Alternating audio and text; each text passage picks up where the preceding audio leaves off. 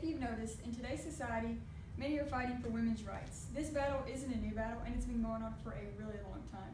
But what was the first breakthrough? First breakthrough was the 19th Amendment that gave women the right to vote. This was ratified on August 18th, 1920. This didn't just give women the right to vote, it actually was like a breakthrough for all women's rights. During this time, women didn't have the same rights as men, and they were pretty much looked down upon by everybody.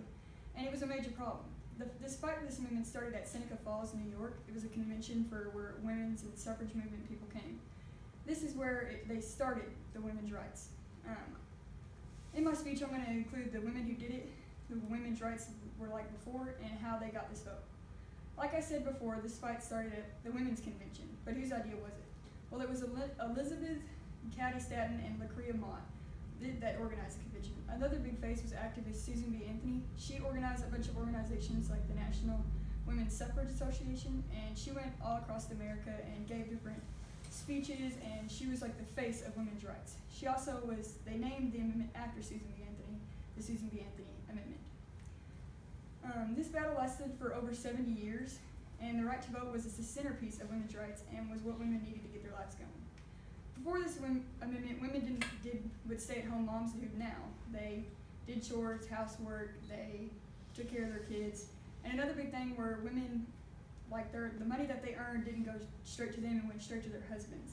So if I got my paycheck today, my paycheck will go straight to my husband and all my money that I earned.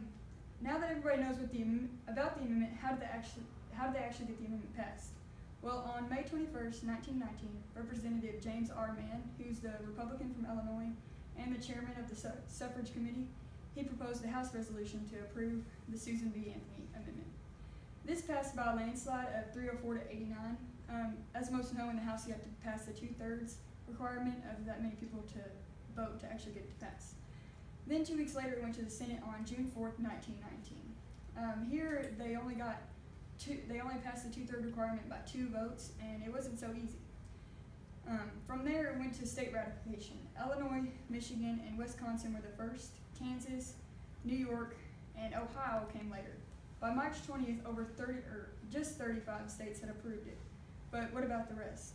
Well, the southern states, they didn't agree, like Alabama, Georgia, Louisiana, Maryland, Mississippi, South Carolina, and Virginia, which that kind of relates because the South didn't agree with getting rid of slavery, and so why would they agree with women's rights? The 19th Amendment was the right to vote, but in women's eyes it was the beginning to a whole new chapter and a new beginning for women. On November 2nd, 1920, more than 8 million women voted in the election for the first time ever. It took 60 years for the remaining states to ratify the amendment. The last one was Mississippi, who ratified it on March 22nd, 1984. If it wasn't for the 19th Amendment and all of women's suffrage leaders, women's rights in today's society would not be the same. And for that, I'm thankful. Thank you.